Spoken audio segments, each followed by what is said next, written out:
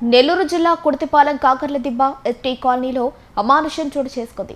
తల్లిదండ్రులు లేని ఆ చిన్నారిపై బంధువులు అనాగరికంగా వ్యవహరించారు. దొంగతనం పేరుతో ముఖంపై కాల్చిన సంఘటన గగురుపాటు కలిగిస్తోంది. స్థానికుల సమాచారం మేరకు చిన్నారిపై జరిగిన ఈ అఘాయిత్యం వెలుగులోకి వచ్చింది. దీనికి సంబంధించిన వివరాలు ఇలా ఉన్నాయి. రాత్రి ఎన్ని గంటలప్పుడు రాత్రి ఎన్ని గంటలప్పుడు సందకాడే ఎంతమంది ఆ విధంగా చేసిందా? నలుగురు ఇక్కడ వాళ్ళేనా? ఏం పేర్లు? చంచమ్మ కాల్చారు. గింటతో కాల్చి మా అత్తడు కాల్చింది, ఒక దవ్వ కొట్టింది. వాళ్ళందరూ ఇక్కడ కాల్చేసారు, ఇక్కడ కాల్చేసారు. అత్త చెవిన అంటునింది, అవును గంట చాలా అద్దిచ్చేసారు.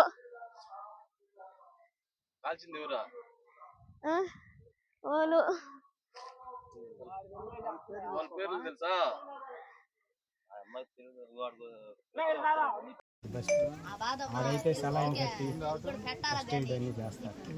కాకర్లదిబ్బ గిరిజన కాలనీలో 10 ఏళ్ల గందల్ల చెంచమ్మను చిన్నప్పుడే ఆమె తల్లిదండ్రులు వదిలేస్తారు.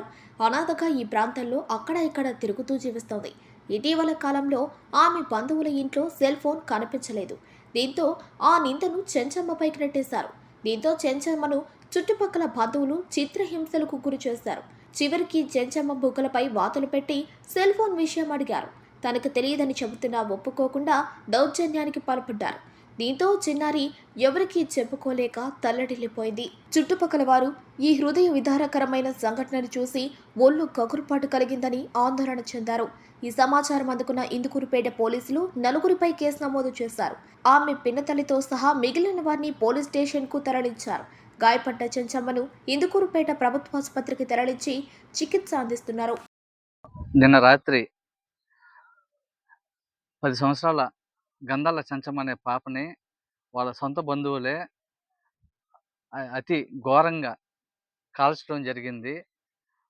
ఆ అమ్మాయి ఎవరు లేరని చెప్పి, అనాథ అని చెప్పి సెల్ ఫోన్ దాచిపెట్టిందని వాళ్ళు ఈ ఘోరానికి ఒడగట్టారు. ఈ ఘటన జరిగిన వెంటనే మేము ఎస్ఐకి తెలియపరిచాము. ఎస్ఐ గారికి. ఎస్ఐ గారు వెంటనే స్పందించి కుర్తిపాలెం గ్రామం కాకరదెబ్బకు వచ్చి విచారణ జరిపి ఈ విధంగా ఇబ్బంది పెట్టిన ఆ పాపని నలుగురిని స్టేషన్కి తరలించడం జరిగింది. ప్రమాదానికి గురైన గంధాల చెంచమ్మని వెంటనే ఇందుకూరుపేట ప్రభుత్వ హాస్పిటల్కి ఎస్ఐ గారి దగ్గరుండి పంపించడం జరిగింది. ఇలాంటి ఘటనలు ఇంకెప్పుడు జరగకుండా ఎస్ఐ గారు ఈ విధంగా కేర్ తీసుకోవటం మేమందరం సంతోషపడుతున్నాము. ఎస్ఐ గారు ముందుండి మాకు చాలా సపోర్ట్ చేశారు. ఇలాంటి ఘటనలు ఇంకా జరగకుండా మీరు చేయాలని చెప్పి మీడియా మిత్రులకు, పత్రికా విలేకరులకు ఈ సందర్భంగా కోరుచున్నాను.